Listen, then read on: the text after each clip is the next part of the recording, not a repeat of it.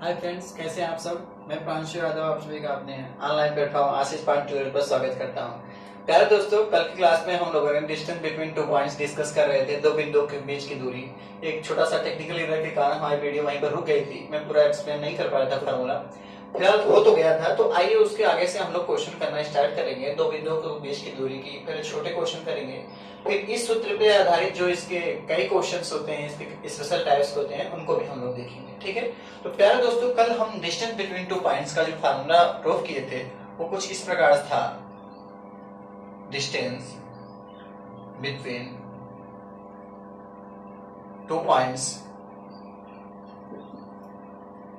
ठीक है, क्या था कि d इक्वल टू रूट में x2 माइनस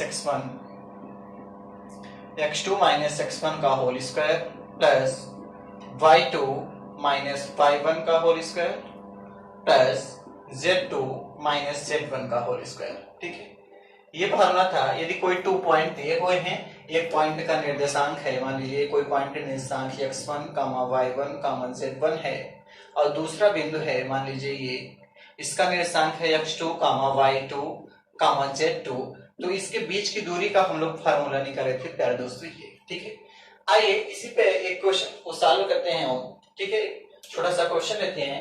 ये फार्मूला तो कल हो ही गया था। प्यारे दोस्तों, एक क्वेश्चन है, आप लोग जल्दी से सॉल्व कीजिए, फिर आगे चला जाए। ठीक है, क्वेश्चन क्या है?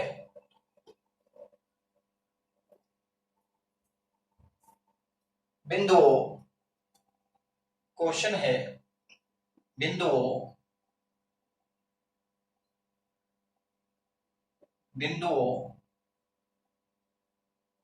ए, इसका निर्देशांक है 3, 4, 5 तथा एक बिंदु दूसरा है बी, इसका निर्देशांक है -1, 3, -3 के बीच की दूरी ज्ञात कीजिए। की बीच की दूरी ज्ञात कीजिए। बीच की दूरी ज्ञात कीजिए।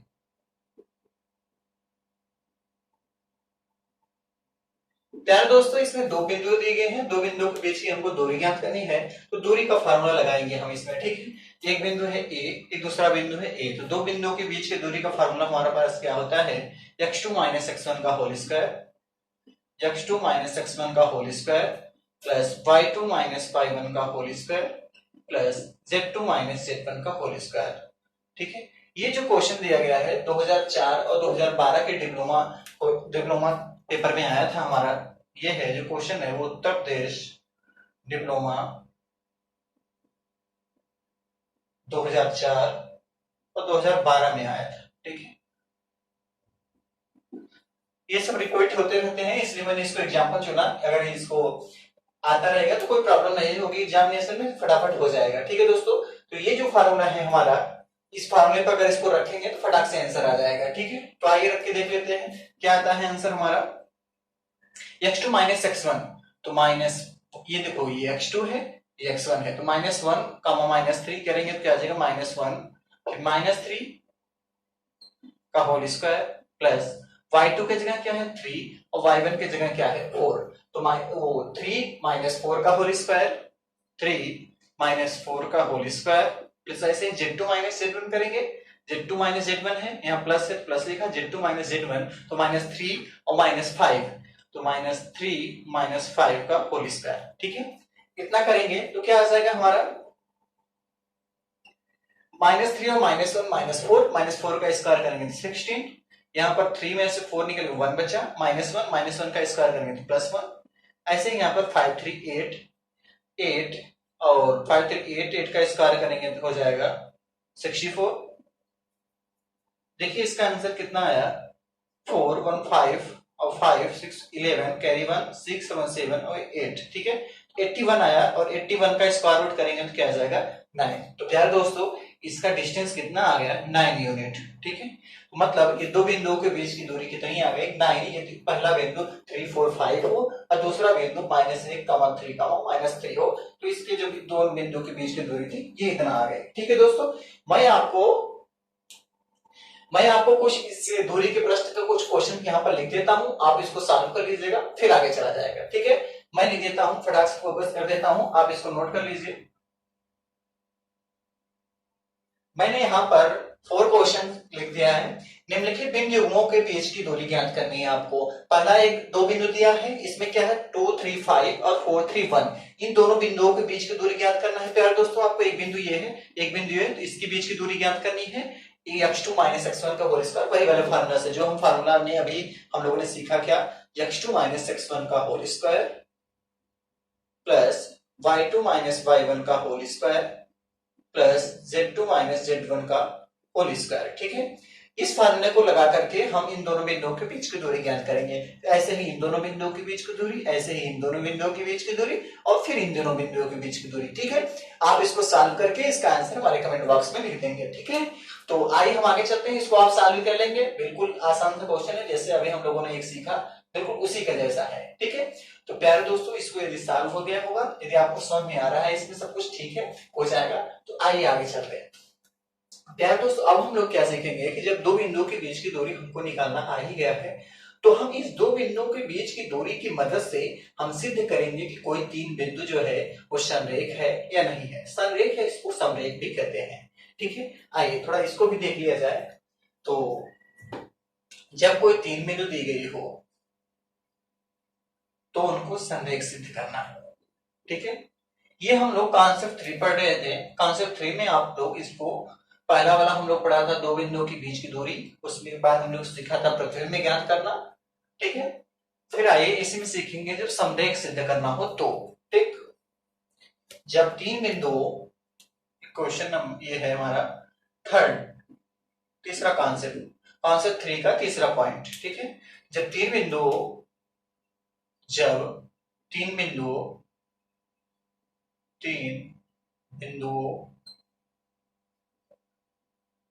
पहला बिंदु मान लीजिए है आपका x1, y1, फिर z1। दूसरा बिंदु, एक बिंदु ये, दूसरा बिंदु है आपका x2, y2, z2 व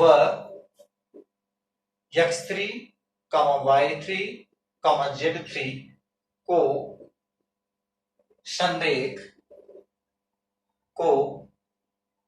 संरेख या समरेख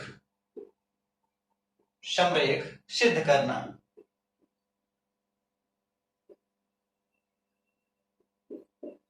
प्यारे दोस्तों, संरेख या समरेख का तात्पर्य क्या होता है कि समान रेखा में। समरेख का तात्पर्य यहाँ पर क्या है कि जो तीन बिंदु दी गई हो, एक बिंदु, दो बिंदु, तीन बिंदु नहीं हो गया, वो समान रेखा में हो। जैसे एक सीधी रेखा पर अगर तीनों बिंदु पड़ रहे हैं, यहाँ पर, ठीक है, तो ऐसे बिंदुओं को कहते हैं समरेख बिंदु। ये चाहे हॉरिजॉन्टल हो, चाहे वर्टिकल हो, चाहे क्रॉस, जैसे भी हो, लेकिन तीनों अगर एक ही रेखा पर आ रहे हैं तो ऐसे बिंदुओं को कहते हैं हम समरेख बिंदु या समरेख बिंदु कहते हैं। मतलब ये जो तीनों बिंदु हैं एक समान रेखा पर है, तो ऐसे हम कहते हैं इसे कि ये बिंदु क्या है, समरेख है या समरेख है। ठीक है, अब बात आती है कि इसको सिद्ध कैसे किया जाए। प्यारे दोस्तों, हमने पिछली क्लासों में भी समरेख या समरेख सिद्ध करना सीखा था 2D में, उसमें कई प्रकार से सीखा था। तो इस जो चैप्टर में हम लोग उसको दूरी के फार्मूले से सीखेंगे। जैसे हम लोग इसके वेक्टर से भी सीखा था, एरिया, ट्रायंगल के त्रिभुज की एरिया निकाल करके भी सिद्ध किया था कि अगर त्रिभुज का जो एरिया है वो शून्य आ जाता है तो हम कहेंगे ये तीनों त्रिभुज, ये जो तीनों बिंदु हैं वो क्या है, समरेख है। ठीक है, लेकिन प्यारे दोस्तों, इस चैप्टर में हम लोग इस क्लास में इसको दूरी के माध्यम से सीखेंगे। दो बिंदुओं के बीच की दूरी निकाल कर देखेंगे कि ये तीनों बिंदु समरेख है या समरेख है। एक बात देखा जाए तो देखिए, अगर हम ये मान लीजिए कोई पॉइंट है ए, यहाँ पर कोई पॉइंट है बी, यहाँ पर कोई पॉइंट है सी, तब तो काम हो जाता। मान लीजिए इसी बी पॉइंट को हम यहाँ से लेते हैं, उठा करके यहाँ हमने कर दिया। ठीक है, तो इसके बीच की जो दूरी होगी वो इस प्रकार से लिखते हैं। ठीक है, इसको जो बीच की दूरी है, मान लीजिए हम देखें यहां से यहां तक, यह ए, ये है। ठीक, यहां पर अगर आ जाए बी, तो प्यारे दोस्तों ए से लेकर के बी तक का डिस्टेंस और बी से लेकर के सी तक का डिस्टेंस जो होगा वो ए से लेकर के सी तक के डिस्टेंस से क्या होगा, बड़ा ही होगा। क्यों? क्योंकि ये देखिए हमने मुड़ करके जा रहे हैं और यहां से हमने सीधा गया तो ये वाली चौड़ी हो जाती है, ठीक है।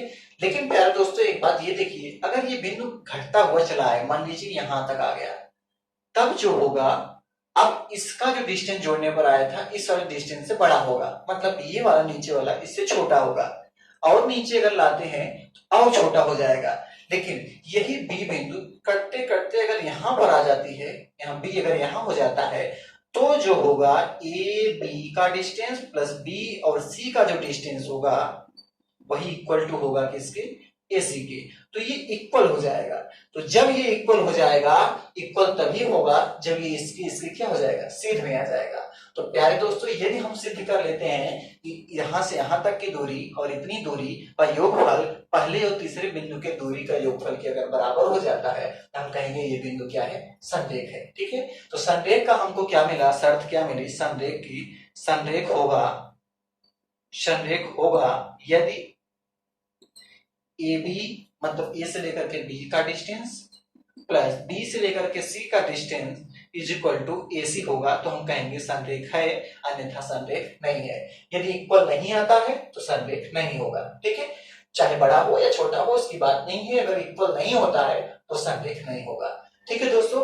अब बात एक तरह और आ जाती है, कभी कभी जरूरी नहीं है कि यहाँ ए ही लिखा हो, यहाँ बी लिखा हो, यहाँ सी लिखा हो, ये मैटर नहीं करता। मान लीजिए आपका बी यहाँ लिखा हो और ए यहां लिखा हो और सी यहां लिखा हो, फिर क्या होगा, हम इसको दिखाएंगे कि B A plus A C equal to B C, ठीक है। तब ये हो जाएगा।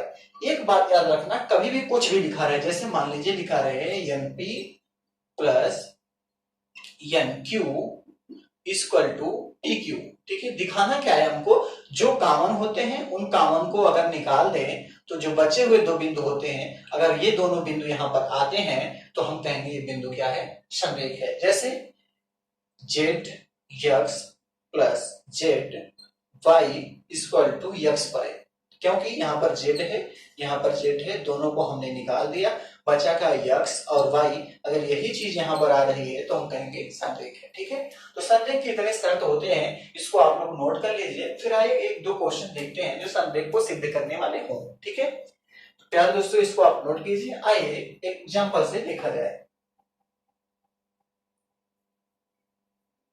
ठीक है। आइए क्वेश्चन देखते हैं इसी से रिलेटेड।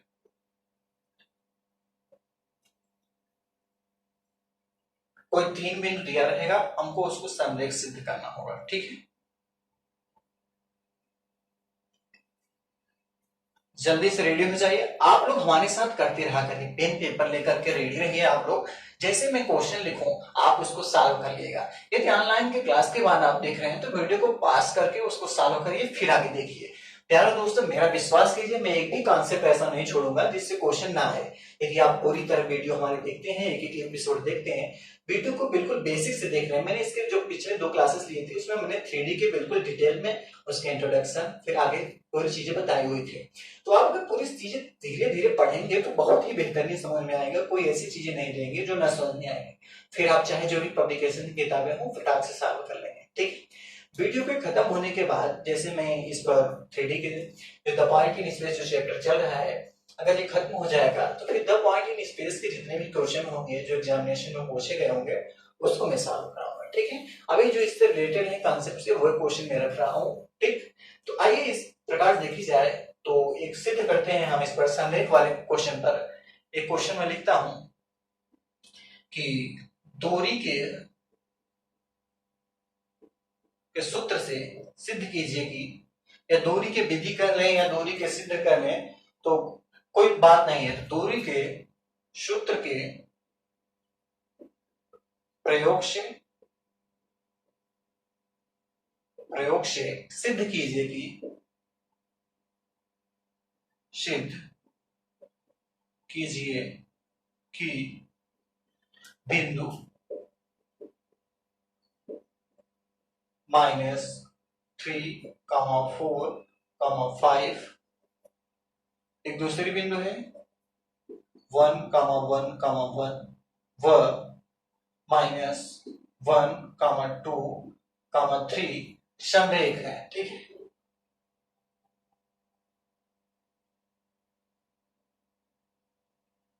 समरेख,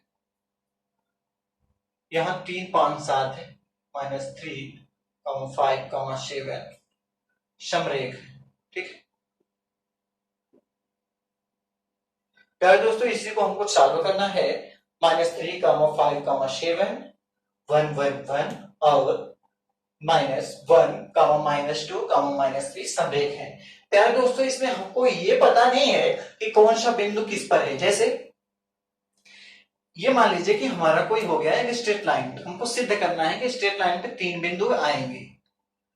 अब प्यारे दोस्तों, हमको ये क्लियर नहीं है कि इस बिंदु पर किसका निर्देशांक रखें, इस बिंदु पर किसका निर्देशांक रखें, इस बिंदु पर किसका निर्देशांक रखें। ठीक है, रैंडमली हम मान लेते हैं ये कोई पॉइंट है ए, ये कोई पॉइंट है बी और ये कोई पॉइंट है सी। दूरी के हिसाब से जब दूरियां आ जाएंगी तो जो इक्वल होंगी उसके हिसाब से हम इसमें दिखा देंगे। ठीक है, अभी कोई क्लियर नहीं है कि किसको कहां रखा जाए। तो सबसे पहले हम चलते हैं ए बी डिस्टेंस निकालते हैं। ठीक है, तो ए बी डिस्टेंस निकालेंगे प्यारे दोस्तों। ए बी जो डिस्टेंस निकालेंगे वो हम फार्मूले से ही निकालेंगे, x2 - x1 का whole square plus y2 - y1 का whole square plus z2 - z1 के होल स्क्वायर, यदि अंडर रूट में हो तो। ठीक है, तो आइए इसका डिस्टेंस निकाला जाए हम। तो x2 - x1 को मानेंगे प्यारे दोस्तों जो b का निर्देशांक होगा, क्योंकि a को हम मानेंगे x1, b को मानेंगे x2। ठीक है, ऐसे ही y1 और y2 में भी करेंगे और z1 और z2 में भी सेम प्रकार से करेंगे। ठीक है, तो जो बाद वाली बिंदु रहती है उसे 2 माना जाता है, पहले वाले को a। तो b का क्या है 1, तो 1 माइनस यहां पर -3 है तो हो जाएगा +3 का होल स्क्वायर। ठीक, ऐसे ही 1 है, फिर माइनस है तो प्लस हो जाएगा 5 का होल स्क्वायर प्लस फिर 1 है, फिर माइनस करेंगे, यहाँ पर -7 है तो +7 हो जाएगा इसका होल स्क्वायर।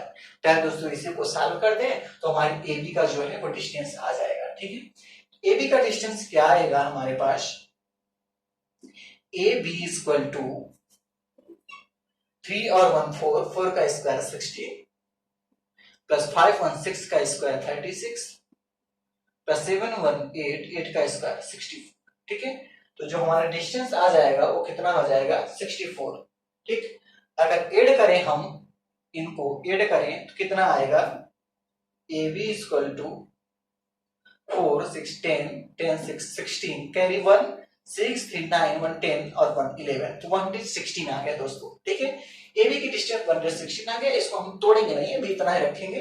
आगे जैसे हमारी आवश्यकता होंगी उस हिसाब से हम इसको सॉल्व कर लेंगे, मतलब रूट से निकाल लेंगे, वो आगे देखेंगे। आइए बीसी निकालें तो बीसी क्या आता है। ठीक है, तो BC इक्वल टू, इसमें भी x2 - x1 का whole square plus y2 - y1 का होल स्क्वायर का फार्मूला इसमें भी हम यूज करेंगे। अब प्यारे दोस्तों, जो इसमें C का कोऑर्डिनेट होगा उसको हम x2 समझेंगे और जो B का कोऑर्डिनेट होगा उसको हम x1 समझेंगे। ठीक है, तो इसमें C की जगह क्या है -1, तो -1 -1 लिखेंगे यहाँ पर, तो हो जाएगा x2 की जगह -1 फिर माइनस x1 की जगह क्या है 1, तो इसका होल स्क्वायर प्लस ऐसे ही y2 - y1 करेंगे तो -2 - 1 हो जाएगा, -2 माइनस यहाँ 1 है तो 1 का होल स्क्वायर प्लस ऐसे ही z2 - z1 करेंगे तो -3 - 1 हो जाएगा यहाँ पर। ठीक है, तो -3 - 1 का होल स्क्वायर करेंगे तो इतना आ जाएगा। ठीक है, छोटा हो गया होगा। अब देखें यहाँ पर, तो प्यारे दोस्तों इसको सॉल्व करें तो क्या आएगा हमारे पास, 1 1 2, 2 का स्क्वायर करेंगे तो 4 प्लस 2 1 1 3 और स्क्वायर करेंगे तो 9, 3 प्लस 3 1 4 का स्क्वायर करेंगे 16, तो इसमें क्या आ गया 16 9 25 25 4 29। तो प्यारे दोस्तों इसका जो आंसर आ गया आपका कितना आया 29 आ गया। ठीक है, आइए एक क्वेश्चन और सॉल्व करें तो फिर देखते हैं कितना आता है। ठीक है, आइए ऐसे ही हम निकालेंगे AC। ठीक है, यहां पर BC हो गया, ICA निकालते हैं हम लोग, CA BC कह लीजिए, CA कह लीजिए, AC कर लीजिए, कोई फर्क नहीं पड़ता है। ठीक है, आइए CA कहें या AC कहें फिर भी कोई प्रॉब्लम नहीं। तो इसमें देखिए A को मानेंगे x2 और C को मानेंगे x1। ठीक है, आइए A को देखें तो यहाँ -3 फिर -1 करेंगे तो +1 हो जाएगा, तो -3 + 1 का होल स्क्वायर -3 + 1 का होल स्क्वायर प्लस ऐसे ही यहां पर करेंगे तो -5, फिर -2 करेंगे फिर -2 प्लस हो जाएगा, तो -5 + 2 का होल स्क्वायर प्लस फिर यहाँ पर -7 + 3 का होल स्क्वायर, -7, ये माइनस माइनस प्लस हो जाएगा 3 का होल स्क्वायर, ठीक है। फिर यहाँ पर सॉल्व करेंगे तो क्या आएगा हमारे पास, 3 में से 1 निकल गया तो -2 आएगा, -2 का स्क्वायर करेंगे तो 4, ठीक है। यहाँ 5 में से 2 गया तो -3 का स्क्वायर करेंगे तो 9, ऐसे ही यहाँ पर 7 में से 3 गया 4, 4 में से 4 का स्क्वायर करेंगे तो 16, ठीक है। प्यारे दोस्तों इसमें देखिए 16 9 25 और 4 29 आ गया। यहां पर अब देखा जाए तो ये क्या, इसको हम इसको सिंप्लीफिकेशन करें तो इतना आ सकता है 4 इंटू 29, क्योंकि 4 इंटू 29 4 जा 1 पे 16 होता है, 4 9 जा 36 कैरी 3, 4 2 जा 8 3 11, इसको हम ऐसा भी लिख सकते हैं, ठीक है दोस्तों। फिर जब इसको 4 का रूट से बाहर करेंगे तो हो जाएगा 2 रूट 29। तो एक बात हम देख रहे हैं कि अगर इन दोनों को हम ऐड कर ले, बीसी और सीए को ऐड कर लें 29 29 का, तो 2 रूट 29 आ जाएगा। मेरे कहने का मतलब ये है कि यदि बीसी प्लस सीए को ऐड करेंगे तो क्या आएगा, देखिए बीसी और सीओ को ऐड करें, देखिए क्या आता है, बीसी की जगह क्या है 29 रूट 29 और यहां भी है रूट 29, तो इन दोनों को ऐड करेंगे तो क्या आ जाएगा 2 रूट 29। क्या दोस्तों 2 रूट 29 की वैल्यू किसकी है, ए बी की है। तो हमने पाया क्या B C plus C A equal to A B. हमने एक बात कहा था यदि जो कॉमन है उसको निकाल लें, जो बाकी दो चीजें बच रही हैं अगर उन दोनों का वैल्यू वही आती है तो फिर काम हो जाए तो वो संरेख होंगे। यहाँ देखिए C और C कॉमन थी, बचा क्या A और B, ए बी का डिस्टेंस इक्वल आ रहा है, इक्वल आ रहा है, इसलिए हम कहेंगे ये तीनों बिंदु क्या है, निर्देशांक वो समरेख है, ठीक है। ये क्वेश्चन आप नोट कीजिए, फिर आगे चला जाए जल्दी से फटाक से आप इसको नोट करें, फिर हम आगे चलते हैं। आइए हम इस पर भी एक दो क्वेश्चन दे देते हैं, आपको फोकस कर देते हैं, फिर आप उसको भी सॉल्व कीजिएगा, जो ना प्रॉब्लम हो वो बता, ठीक है। आइए कुछ क्वेश्चन आपको दे देता हूं मैं। क्वेश्चन है आपके सामने दो, इसमें है दिखाइए कि बिंदु T -235 Q 1 2 3 और R 7 0 -1 समरेख है, ठीक है। तो प्यारे दोस्तों जैसा कि अभी हम लोगों ने क्वेश्चन को सॉल्व किया दूरियां निकाल निकाल करके, ऐसे ही आप दूरियां निकालेंगे, एक बार पी क्यू का निकालेंगे, फिर क्यू आर का निकालेंगे, फिर एक बार पी आर का निकालेंगे, देखेंगे यदि दोनों को जोड़ने पर एक तीसरा वाला आ रहा है तो संरेख हो जाएगा, ठीक है। ऐसे ही इसमें भी है, दो बिंदु दिए हैं, तीन बिंदु दिए गए हैं, इसमें एक को मान लेंगे, कोई ए मान लो, बी मान लो, सी मान लो, फिर ए बी निकालेंगे, फिर बी सी निकालेंगे, फिर ए सी और सी ए निकालेंगे, फिर देखेंगे अगर दोनों को जोड़ने पर तीसरा आ रहा है तो हमारा काम सेट हो जाएगा। तो इसी प्रकार से हम संरेख वाले क्वेश्चंस को सॉल्व करेंगे यदि दूरी के सूत्र के प्रयोग से करना हो तो, ठीक है। अब प्यारे दोस्तों आइए देखा जाए कि दूरी के सूत्र के प्रयोग से और कैसे क्वेश्चंस को पूछ सकते हैं, ठीक है। तो एक प्रकार से ऐसा पूछेगा, कोई दो बिंदु दिए रहेंगे तो पूछेगा तो उससे सॉल्व करेंगे, या फिर ऐसा दिया रहे कि कोई संरेख सिद्ध करना हो तो इस हिसाब से अगर पूछेगा तो सॉल्व कर लेंगे। एक तीसरी टाइप होती है, बहुत ही इंपॉर्टेंट टाइप होती है, उसको बहुत बार बार पूछा जाता है और ज्यादा नंबरों में पूछा जाता है, जैसे 5 नंबर या इसमें पूछा जाता है। तो प्यारे दोस्तों वो कैसे टाइप के क्वेश्चन होते हैं, आइए थोड़ा उसको देख लिया जाए। जैसे कि मान लीजिए कि हमको दिया गया है किसी वर्ग के शीर्ष दिए हों, त्रिभुज के शीर्ष दिए हों और उसको सिद्ध करने के लिए कहे कि सिद्ध करो कि ये जो चतुर्भुज के शीर्ष हैं ये वर्ग के शीर्ष हैं, या समांतर चतुर्भुज के शीर्ष हैं, या समचतुर्भुज के शीर्ष हैं, या सिद्ध करो कि जो दिए गए तीन शीर्ष हैं ये किसी समकोण त्रिभुज के हों या समद्विबाह समकोण त्रिभुज के शीर्ष हों। तो ऐसे अगर क्वेश्चन आ जाए तो इसको कैसे सॉल्व करते हैं। तो प्यारे दोस्तों देखिए कितने प्रकार के क्वेश्चन पूछते हैं। पहले तो पूछेगा सिद्ध करो वर्ग है, सिद्ध करो वर्ग है। दूसरा कहेगा समचतुर्भुज है,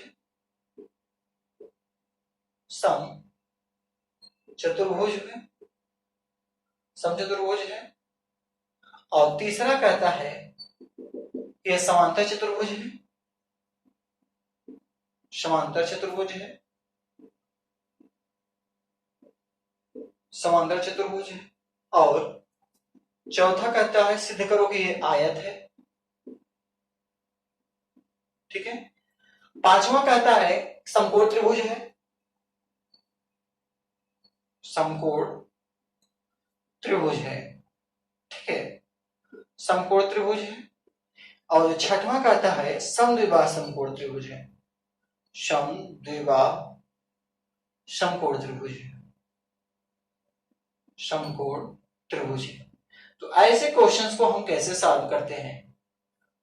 देखिए दोस्तों, एक बात तो कॉमन है क्या कि ये जितनी चीजें दी गई हैं सब चतुर्भुज हैं। जैसे यहां से यहां तक की 1 से लेकर के 4 तक जितने दिए हैं सब चतुर्भुज हैं, ठीक है, सब क्वाड्रिलेटरल हैं, चतुर्भुज हैं। और चतुर्भुज की एक कॉमन चीज क्या होती है? क्वाड्रिलेटरल हैं, सब चतुर्भुज हैं। मान लीजिए कि सब कुछ इस प्रकार से दिए होंगे, ठीक है दोस्तों। तो अगर ऐसे सब दिए होंगे, सब चतुर्भुज हैं, तो एक बात जान लीजिए कि इसमें 4 सेट्स होते हैं। कितने? 4 सेट्स होते हैं, ए, बी, सी और डी। सभी के निर्देशांक दिए होंगे। मान लीजिए इसका निर्देशांक दिया होगा x1, y1, z1। इसका भी होगा x2, y2 और z2, ठीक है। ऐसे इसका 3 होगा, y3 और z3। ऐसे इसका 4 होगा, x4 और y4 और z4, ठीक है।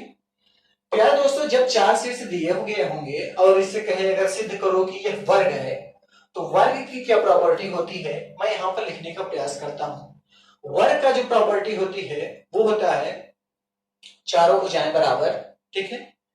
वर्ग की चारों भुजाएं बराबर होती हैं। मैं लिखने का प्रयास करता हूं, वर्ग की चारों भुजाएं बराबर होती हैं। वर्ग की चारों भुजाएं 4 साइड्स इक्वल होती हैं, चारों भुजाएं बराबर होती हैं, ठीक है। तथा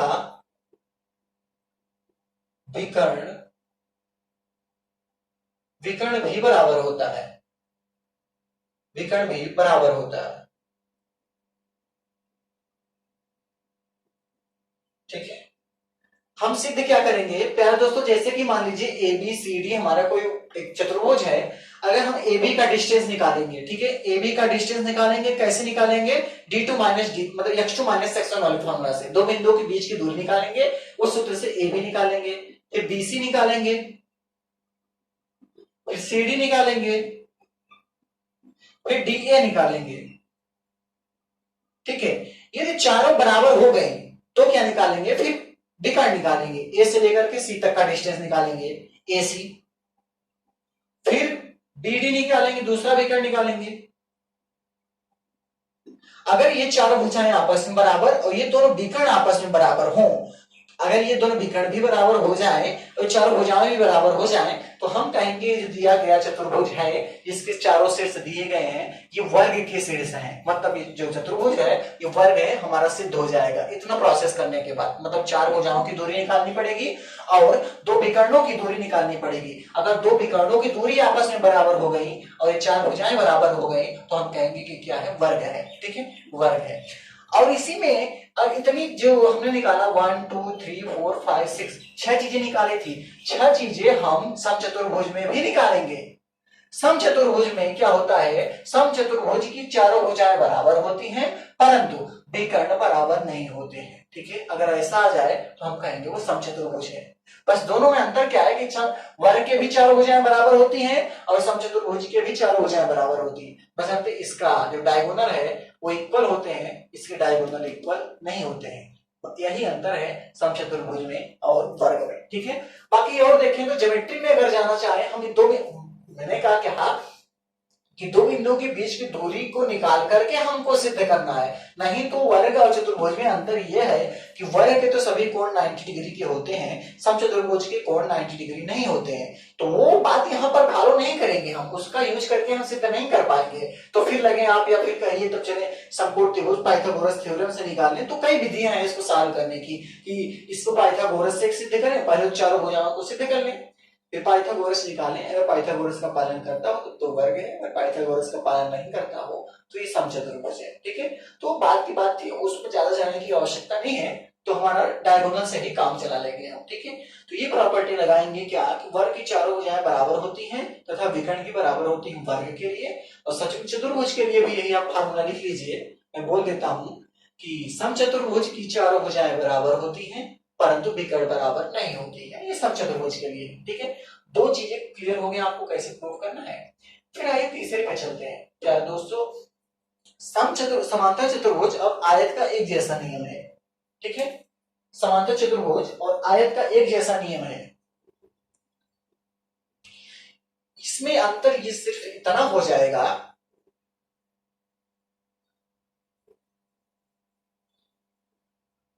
अंतर प्यारे दोस्तों सिर्फ इतना होगा कि समांतर चतुर्भुज और आयत का खासियत ये है, पर आयत को देख लेते हैं। आयत प्यारे दोस्तों इसके सम्मुख भुजाएं, अपोजिट साइड्स जो होते हैं वो इक्वल होते हैं। जैसे इसके सामने की भुजा ये बराबर होगी, इसके सामने की भुजा ये बराबर होगी। मतलब ए बी सी और डी। ठीक है, इसको भी हम मिटाते हैं।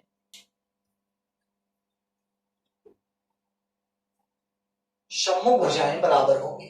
ए B equal to C D के और A D equal to B C के। यार दोस्तों हमने कहा इसमें इसकी अपोजिट भुजाएं, सम्मुख भुजाएं, ए बी का सी डी से, डी सी से, या सी डी कह लो ए डी का बी सी से। ठीक है, अगर अपोजिट भुजाएं बराबर हो गई, और दूसरी बात इसके भी विकर्ण यदि आपस में बराबर होते हैं, ठीक, इसके विकर्ण और इसके विकर्ण अगर विकर्ण भी आपस में बराबर हो गए और सम्मुख भुजाएं बराबर हो गई तो कहेंगे ये आयत है। अब इसमें क्या अंतर है, इसके चारों भुजाएं बराबर होती थी, इसके सम्मुख भुजाएं ही बराबर होती हैं। बाकी विकर्ण तो इसके भी बराबर होते थे और विकर्ण आयत के भी बराबर होते हैं। और विकर्ण समांतर चतुर्भुज के भी बराबर नहीं होते हैं, ना तो समचतुर्भुज के बराबर होते हैं। इन दोनों के जो विकर्ण हैं, विकर्ण वो बराबर नहीं होते हैं। बाकी आयत और वर्ग के विकर्ण बराबर होते हैं। और एक दूसरा अंतर यह है कि इसके चारों भुजाएं बराबर होती हैं, इसके सिर्फ सम्मुख भुजाएं बराबर होती हैं, इसके भी सम्मुख भुजाएं बराबर होती हैं। तो इन दोनों की सम्मुख भुजाएं बराबर होती हैं, समांतर चतुर्भुज की और आयत की। ठीक है, बाकी वर्ग की और समचतुर्भुज की इन दोनों की चारों भुजाएं बराबर होती हैं। ठीक है, तो ये आयत है। तो आयत बराबर का ये जो दिए गए निर्देशांक हैं x1, y1 और z1। ठीक है, ये है x2, y2 और z2। ये है x3, y3 और z3। ये है x4, y4 और z4। ठीक है, अगर निर्देशांक दिए गए हैं, इनसे दोनों बिंदुओं के बीच को दूरी निकालेंगे, इनसे निकालेंगे, इससे निकालेंगे, इससे निकालेंगे। अगर प्यारे दोस्तों A B is equal to C D आ गया हमारा, और दूसरी चीज A D is equal to B C आ गया, अपोजिट भुजाएं ये जो है वो विपरीत भुजाएं हैं, या सम्मुख भुजाएं कह लीजिए। सम्मुख भुजाएं बराबर हो गई। तीसरी चीज, विकर्ण यदि आपस में बराबर हो जाए, A C equal to B D, A C equal to अगर बी डी हो जाए, विकर्ण भी अगर आपस में बराबर हो जाए, विकर्ण भी यदि आपस में बराबर हो जाए तो हम कहेंगे आपस में बराबर हो जाए तो हम कहेंगे ये चतुर्भुज क्या है, ये दिया गया चतुर्भुज है वो आयत होगा। ठीक है, यही अगर विकर्ण आपस में बराबर ना आ जाए, जो हमारा थर्ड केस है, आयत और समांतर चतुर्भुज में हम सिद्ध करने में दो ही चीज लगाएंगे, इसको भी सम्मुख भुजाएं निकालेंगे, समांतर चतुर्भुज के लिए भी सम्मुख भुजाएं निकालेंगे। बस अर्थ है, यदि विकर्ण बराबर ना हो तो हम कहेंगे समांतर चतुर्भुज है, और विकर्ण बराबर हो जाए तो हम कहेंगे वो आयत है। ठीक है, इतनी बातें थी, ये तो चतुर्भुज के लिए थे। ठीक है, आइए अब समकोण त्रिभुज और समद्विबाह समकोण त्रिभुज के लिए देख लेते हैं। ठीक है, क्या दोस्तों समकोण त्रिभुज में क्या सिद्ध करेंगे, हम पाइथागोरस थ्योरम निकालेंगे। ठीक है,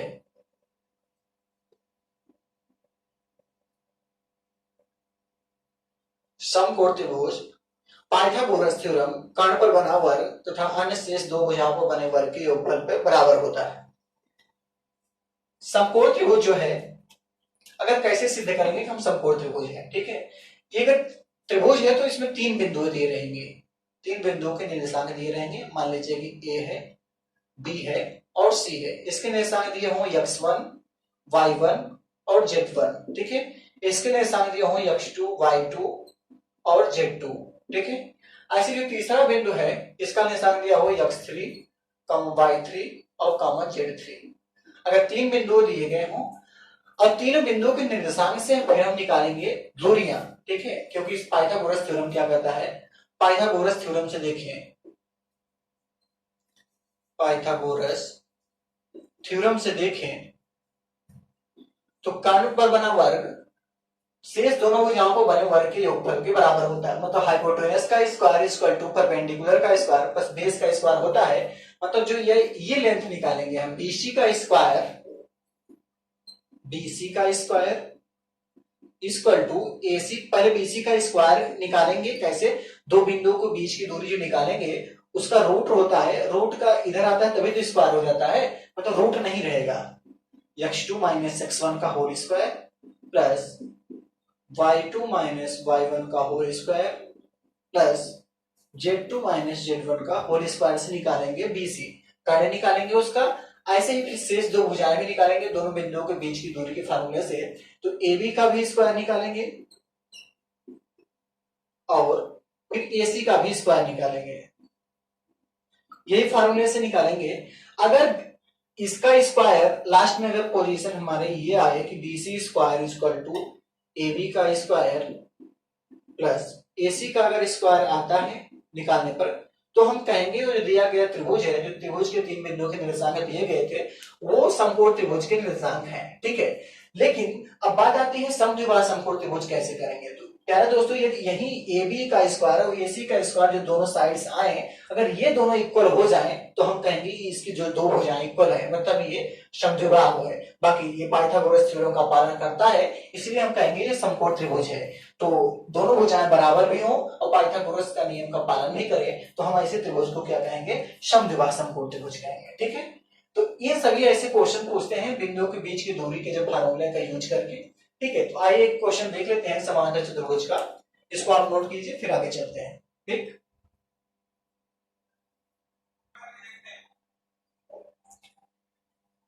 एक क्वेश्चन है, इसमें है दिखाइए कि बिंदु A 1, 1, 3, 0 और B दिया है -5, 5, 2 और C दिया है -9, -1, 2 तथा D -3, -3, 0 एक समांतर चतुर्भुज के शीर्ष है, ठीक है। चार बिंदु दिए गए हैं, इसमें सिद्ध करना है कि ये जो शीर्ष दिए गए हैं वो समांतर चतुर्भुज के शीर्ष हैं, ठीक है दोस्तों। मैं मान लेता हूं एक कोई समांतर चतुर्भुज है, ये कुछ इस प्रकार से,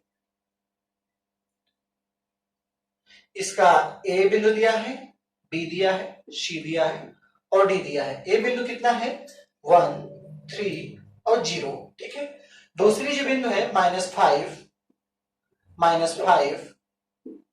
और 5 फिर 2, तीसरी बिंदु है -9, -1 और 2 और D है आपका -3 और 0।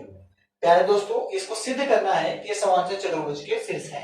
तो हमने क्या सीखा था कि समांतर चतुर्भुज को शीर्ष को सिद्ध करने के लिए हमने देखा कि समांतर चतुर्भुज और आयत का एक जैसा नियम होता है। दोनों में अंतर ये होता है कि इसका जो विकर्ण है वो आपस में बराबर नहीं होते हैं, जबकि आयत के विकर्ण आपस में बराबर होते हैं। बाकी सम्मुख भुजाएं इसके भी आपस में बराबर होती हैं और सम्मुख भुजाएं वर्ग के आयत के भी बराबर होती हैं। तो इसकी सम्मुख भुजाएं कौन सी हो जाएगी, इसकी इससे इक्वल और ये इसके इक्वल होना चाहिए। तीसरी चीज हम चेक करेंगे कि ये विकर्ण जो है आपस में बराबर है कि नहीं। अगर आपस में बराबर नहीं है तो इसका मतलब ये समांतर चतुर्भुज है, और आपस में बराबर है तो इसका मतलब ये समांतर चतुर्भुज नहीं बल्कि ये क्या है, वर्ग है, ठीक है।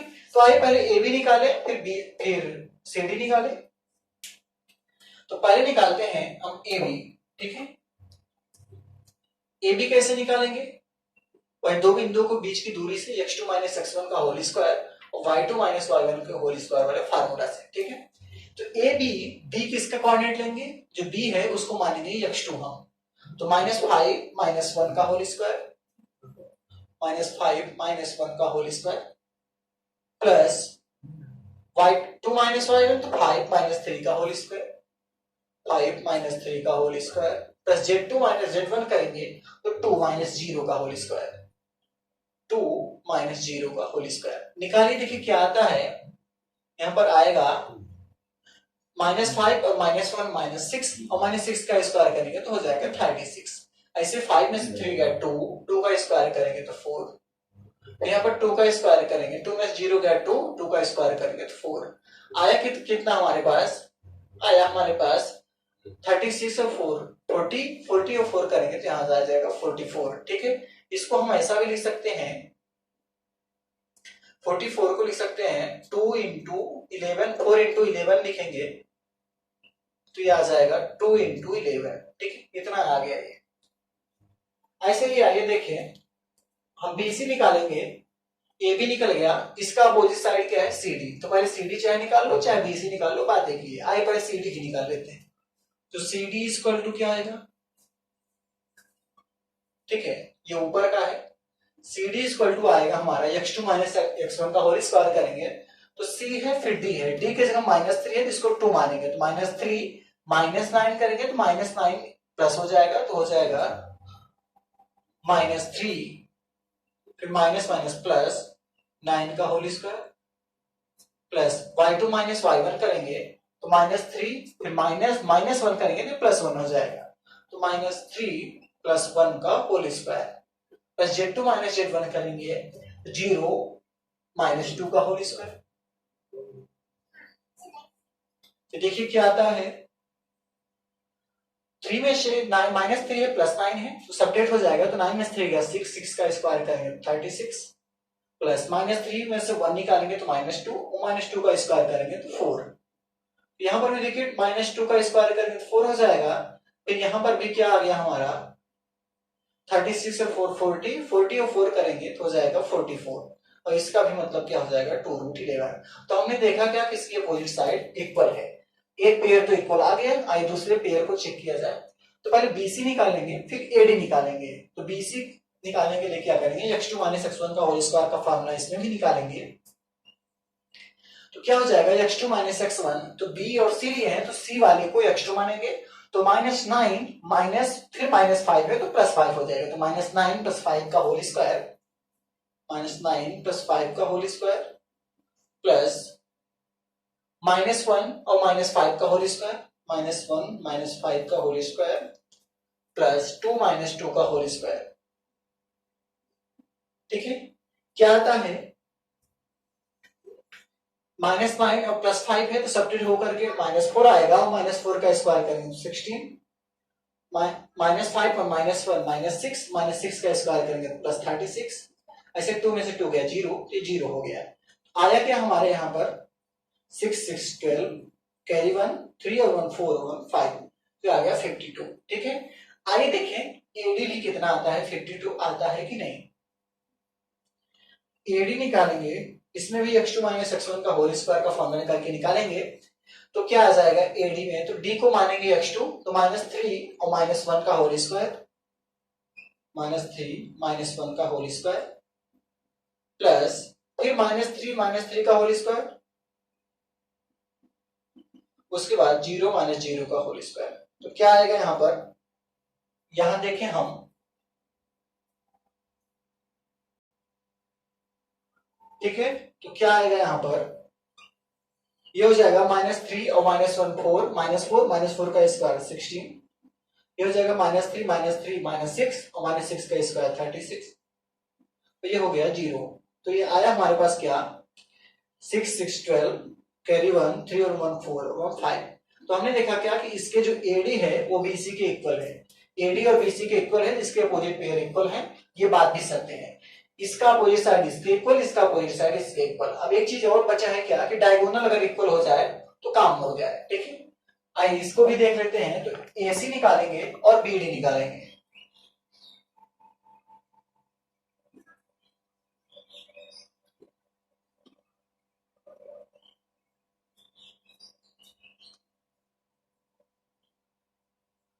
एसी निकालेंगे, ए से लेकर के सी तक डायगोनल निकाल रहे हैं एसी।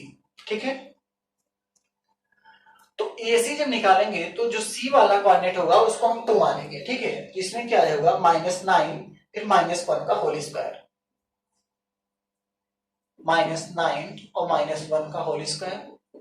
ठीक है, ऐसे ही -1 फिर -3 का होल स्क्वायर, -1 -3 का होल स्क्वायर, उसके बाद फिर 2 - 0 का होल स्क्वायर। देखिए क्या आता है, आएगा हमारा -9 और -1 -10 हो जाएगा, और -10 का स्क्वायर करेंगे तो हो जाएगा 100। ऐसे -3 -1 -4, और -4 का स्क्वायर करेंगे तो क्या हो जाएगा 16, फिर 2 का स्क्वायर 4।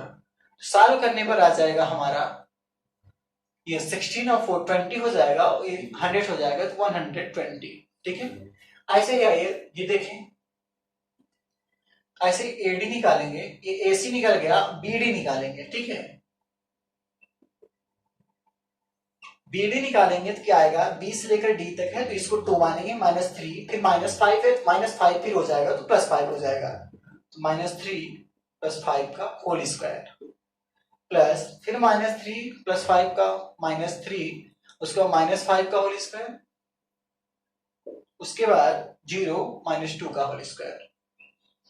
तो क्या आएगा हमारे पास, -5 और -3 है तो +2 आ जाएगा, +2 का स्क्वायर करेंगे तो 4, -5 और -3 -8, -8 का स्क्वायर करेंगे तो 64।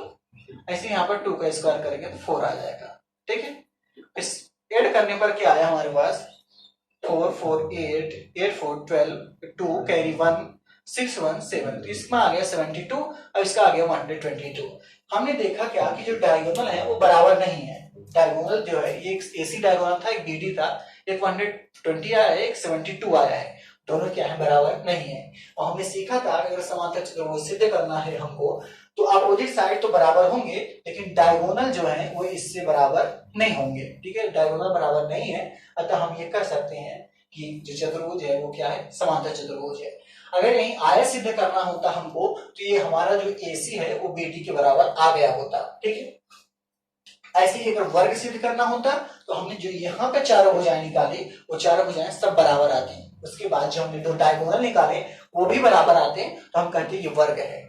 ठीक है, समचतुर्भुज कैसे करते हैं, ये चारों भुजाएं बराबर आती ही, बल्कि ये जो विकर्ण है वो बराबर ना होती तो हम कहेंगे वो समचतुर्भुज है। ठीक है, जो मैं बोल रहा हूँ आप लिख लेंगे तो कोई प्रॉब्लम नहीं आएगी। ठीक है, उसके बाद आइए अब कुछ क्वेश्चन मैं दे देता हूं आपको जो आप सॉल्व करिएगा, उसके बाद मैं एक त्रिभुज पर भी क्वेश्चन लिख लेता हूं। ठीक है, इसको आप नोट कीजिए, फिर आगे चलते हैं।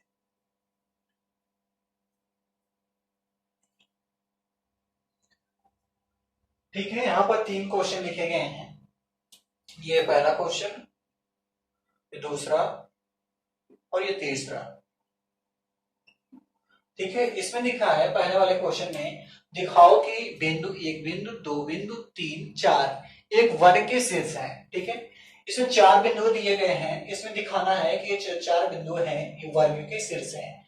तो प्यारे दोस्तों, वर्ग का शीर्ष सिद्ध करने के लिए हम लोगों ने अभी क्या सीखा, ये मान लीजिए कोई वर्ग है, इसका एक बिंदु ए हो गया, बी हो गया, और ये सी है और ये डी है, 4 बिंदु दिए गए हैं। तो हम क्या करेंगे, पहले ए बी निकालेंगे। ये जो बिंदु दिया गया है इसका निर्देशांक क्या है, 1 कामा 1 कामा 1 है, और दूसरा बिंदु है -2 कामा 4 कामा 1, तीसरा बिंदु है -1 5 और 5, चौथा बिंदु है 2 कामा 2 कामा 5।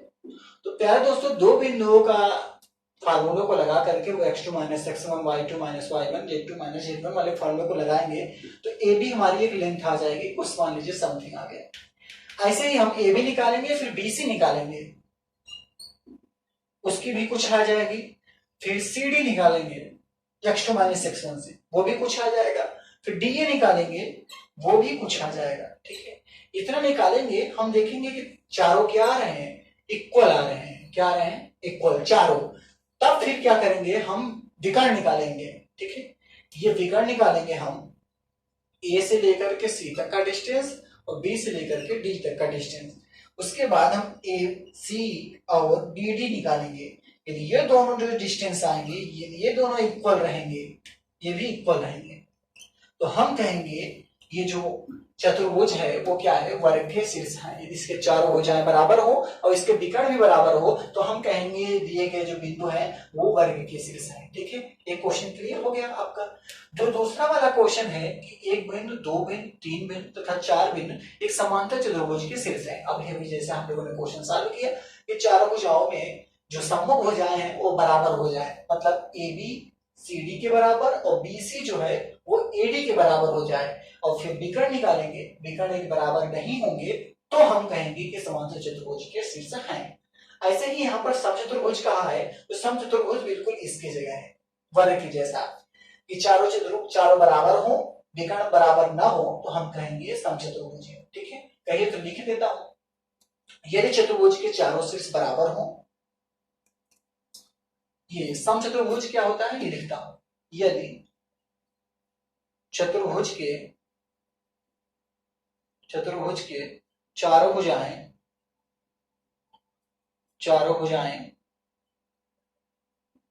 बराबर हो तथा उनके विकर्ण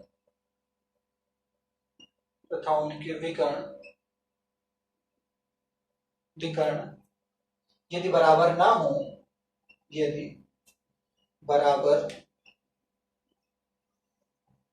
ना हो, या विकर्ण यदि विकर्ण यदि असमान हो, कह लीजिए यदि असमान हो तो वह चतुर्भुज समचतुर्भुज होगा, तो वह समचतुर्भुज होगा। ठीक है, इतनी बातें हैं। ये चतुर्भुज के चारों भुजाएं बराबर हो तथा उनके विकर्ण यदि असमान हो तो वह समचतुर्भुज होगा। ऐसे ही समांतर चतुर्भुज क्या है, यदि चतुर्भुज के सम्मुख भुजाएं, ये हो समचतुर्भुज के लिए है।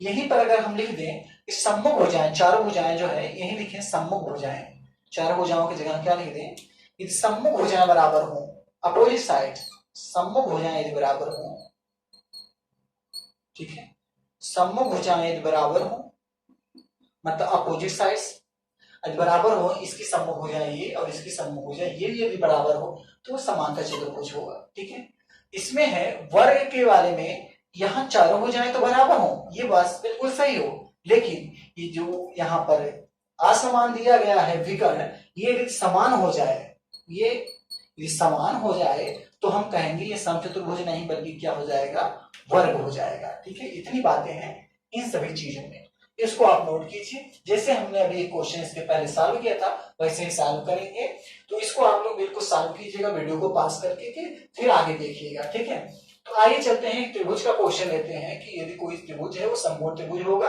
या समद्विबाहु समकोण त्रिभुज होगा। आइए उस पर विचार करते हैं, इसको आप नोट कीजिए, फिर एक क्वेश्चन लिखते हैं हम। ठीक,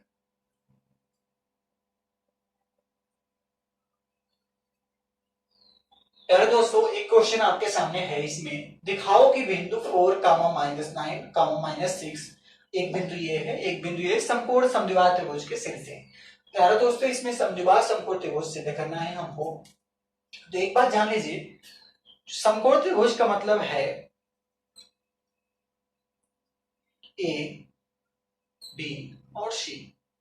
अगर ये 90 डिग्री बना रहा है, ये सो छोड़ो 90 डिग्री, अगर ये पाइथागोरस थ्योरम का पालन करे तो ये हो जाएगा समकोण त्रिभुज। और ये दोनों त्रिभुज, ये भुजाएं भी यदि आपस में बराबर हो तो हम कहेंगे ये समद्विबाहु समकोण त्रिभुज हो जाएगा। ठीक है, तो आइए पहले निकालते हैं कर्ण, निकालते हैं कर्ण निकालेंगे। कर्ण का स्क्वायर इक्वल टू लंब का स्क्वायर प्लस आधार स्क्वायर, ये है पाइथागोरस थ्योरम, आपका पाइथागोरस थ्योरम, पाइथागोरस प्रमेय। अगर इसका ये पालन करता है तो हम कहेंगे ये जो त्रिभुज है वो समकोण त्रिभुज है।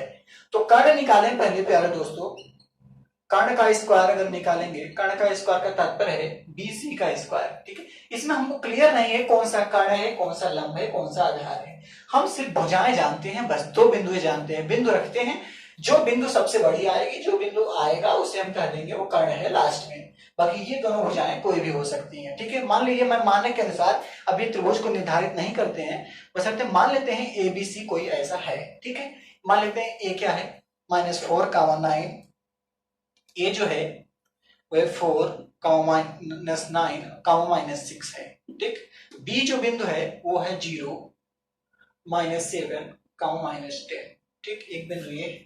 तीसरा जो बिंदु है वो है 1, -6, -6। इन तीनों बिंदुओं की मदद से हम तीनों भुजाएं निकालते हैं, बाद में निर्धारित करेंगे कौन सा कर्ण है, कौन सा लंब है, कौन सा आधार है, पहले हम ये निर्धारित नहीं कर सकते। ठीक है, तो आइए एक भुजा निकालते हैं ए बी। ठीक है, पहले ए बी ही निकालते हैं। तो दोस्तों ए बी निकालने के लिए हम x2 माइनस x1 का whole square plus y2 minus y1 के होल स्क्वायर का फार्मूला लगाएंगे। ठीक है ना। तो x2 माइनस x1, तो x1 किसको मानेंगे हम इसमें, x2 किसको मानेंगे, b को। जैसे ए बी है, b बाद में आया है तो इसको 2 मानेंगे, 6 माइनस 4 का होल स्क्वायर। ठीक है, ये 6 नहीं है, 0 है, 0 माइनस 4 का होल स्क्वायर प्लस माइनस 7, ये माइनस 9 है तो प्लस 9 का होल स्क्वायर प्लस हो जाएगा माइनस 10, और ये माइनस 6 है तो प्लस 6 हो जाएगा। ठीक, क्या आ जाएगा हमारे पास, 4 का स्क्वायर करेंगे 16, 9 में 7 गए 2, 2 का स्क्वायर करेंगे 4, फिर यहाँ पर माइनस 4 आ जाएगा, माइनस 4 का स्क्वायर करेंगे तो 16 आया। क्या हमारे पास 16 4 20 30 36, 36 को जब सॉल्व करेंगे तो आ जाएगा आपका 6। ए बी क्या आ गया 6। ऐसे ही बीसी निकालेंगे हम यहाँ पर, बीसी क्या आ जाएगा, सी का कोऑर्डिनेट जो होगा वो 2 मानेंगे इसको, और बी वाले को 1 x1 मानेंगे। तो 1 माइनस 0 का होल स्क्वायर, 1 माइनस 0 का होल स्क्वायर, 1 माइनस 0 का होल स्क्वायर प्लस माइनस 6, और माइनस 7 करेंगे तो प्लस 7 हो जाएगा। तो माइनस 6 और प्लस 7 का होल स्क्वायर, फिर प्लस माइनस 6 और प्लस 10 का होल स्क्वायर, माइनस 6 प्लस 10 का होल स्क्वायर। ठीक है, इतनी बात क्लियर है। आइए देखा जाए, 1 का स्क्वायर करेंगे तो 1, 6 7 में से 6 गया 1, 1 का स्क्वायर करेंगे 1, यहाँ 10 में 6 गया 4, 4 का स्क्वायर करेंगे 16 आ जाएगा। ठीक है, तो 16 और 2 18 आ गया इसमें हमारा। ठीक है, इसको आप ऐसा भी लिख सकते हैं 9 इंटू 2, या इसको लिख सकते हैं 3 रूट 2। ठीक है, 3 रूट 2। यार दोस्तों एक बात देखें, हम यहां पर तो हमको ए बी नहीं निकालना है, ए बी का स्क्वायर चाहिए हमको, ए बी का स्क्वायर चाहेंगे तो ये हो जाएगा 36। ठीक है, तो हमको स्क्वायर की वैल्यू निकालनी है, तो ए बी का स्क्वायर 36। यहाँ पर बीसी का स्क्वायर देखें तो बीसी का स्क्वायर जो आ जाएगा वो आ जाएगा 18। ठीक है, तो हमको इस स्क्वायर चाहिए तो बीसी का स्क्वायर 18। ऐसे ही आइए हम सीए का स्क्वायर निकालते हैं, या एसी का स्क्वायर कर लीजिए, जो है जो कर लीजिए। सीए का स्क्वायर निकालेंगे तो अब यहाँ रूट लगाने की जरूरत नहीं है, x2 माइनस x1 करेंगे तो 4 माइनस 1 का स्क्वायर करेंगे, 4 माइनस 1 का स्क्वायर प्लस माइनस 9, और माइनस ये देखिए माइनस 9, फिर माइनस माइनस 6 है तो प्लस 6 हो जाएगा, तो माइनस 9 प्लस 6 का होल स्क्वायर प्लस माइनस 6, और फिर माइनस 6 है, माइनस 6 माइनस माइनस 6 तो माइनस 6 प्लस 6 का होल स्क्वायर। ठीक है, तो क्या आएगा यहाँ पर 4 में से बन गया 3, 3 का स्क्वायर 9, 9 में 6 गया 3, 3 का स्क्वायर 9, उसके बाद ये 0 हो गया। तो आया क्या, सी ए का होल स्क्वायर इक्वल टू 18 आया। प्यारे दोस्तों एक चीज हमने देखा, क्या सी ए का स्क्वायर और बीसी का स्क्वायर दोनों इक्वल हैं, और उन दोनों को जोड़ें तो क्या आ रहा है, ए बी का स्क्वायर आ रहा है। हमने क्या पाया कि बीसी का स्क्वायर इक्वल टू सी ए का स्क्वायर, दोनों इक्वल हैं। प्यारे दोस्तों अगर दो भुजाएं इक्वल हैं तो एक बात तो क्लियर हो गया कि ये समद्विबाह त्रिभुज है। पहला क्लियर क्या हुआ कि ये समद्विबाह त्रिभुज है, क्योंकि दो भुजाएं इक्वल हैं इसलिए यह समद्विबाह त्रिभुज है। एक बात तो क्लियर हो गया हमको, क्यों, क्योंकि बीसी का स्क्वायर इक्वल टू सी ए का स्क्वायर, या बीसी इक्वल टू सी ए। तीसरी चीज हमने क्या पाया, बीसी का स्क्वायर प्लस सी ए का स्क्वायर अगर जोड़े हम, मतलब 18 प्लस 18 अगर जोड़े हम तो आया हमारा 36, जो कि इक्वल है किसके, ए बी के स्क्वायर के। ठीक है, तो हमने क्या पाया कि ए बी का square equal to BC square plus C A square. ठीक है, जब ऐसा कभी रिलेशन मिलता है कि एक भुजा का स्क्वायर शेष अन्य दो भुजाओं के वर्ग के बराबर होता है तो हम कहते हैं ऐसा त्रिभुज क्या होता है, समकोण त्रिभुज। मतलब कि समकोण त्रिभुज का एक भुजा शेष अन्य दो भुजाओं के वर्ग के बराबर होता है। मेरे कहने का मतलब है किसी ऐसे त्रिभुज का जिसकी एक भुजा का वर्ग शेष अन्य दो भुजाओं के वर्ग के अगर बराबर हो तो इसे हम कहेंगे समकोण त्रिभुज है। ठीक है, इसका जो लेंथ हो गया वो ऐसे, इसका जो फिगर होगा वो ऐसे बनेगा, ए बी कर्ण है, मतलब कुछ इस हिसाब से बनेगा। ठीक है, ए यहाँ आएगा, बी यहाँ आएगा, सी यहाँ आएगा। इसकी जो लेंथ है 36, इसका स्क्वायर है 36, ठीक है, इसका स्क्वायर जो है 36 है, तो इसको मान लेते हैं हम 36, और इसका क्या है √18 और √18, इसका स्क्वायर करेंगे 36 का रूट हट जाएगा, और इसका स्क्वायर स्क्वायर करके जोड़ेंगे तो 8 का और 18 जोड़ेंगे 36 आ जाएगा। मतलब ये जो त्रिभुज है वो समकोण त्रिभुज है ही, साथ में दो भुजाएं बराबर है, इसलिए हम कहेंगे ये त्रिभुज जो है वो समद्विबाह समकोण त्रिभुज है। ये समकोण समद्विबाह त्रिभुज के शीर्ष है, ठीक है, समद्विबाह समकोण त्रिभुज के शीर्ष है। इस प्रकार हमने इसको सॉल्व किया, इसको आप नोट कीजिए। इसके जैसा है जो कोई क्वेश्चन दिखे बुक में तो आप सॉल्व कीजिएगा। और एक बात हाँ जरूरी ये है, इसके जैसे एग्जाम में आते हैं। जितने अभी हम लोग आज की हमारे लेक्चर थे बहुत ही इंपॉर्टेंट थे।